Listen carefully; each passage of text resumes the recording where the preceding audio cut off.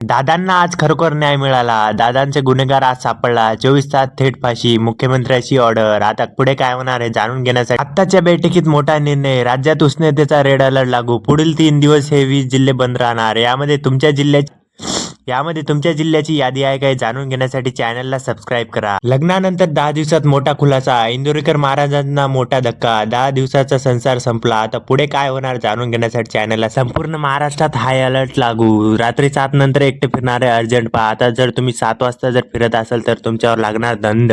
देशात सोन्याचा कडक कायदा लागू. 15 मे पासून 5 ग्रॅमपेक्षा अधिक सोनं गळ्यात घालता येणार नाही. काय आहे कायदा आणि काय होणार पुढे?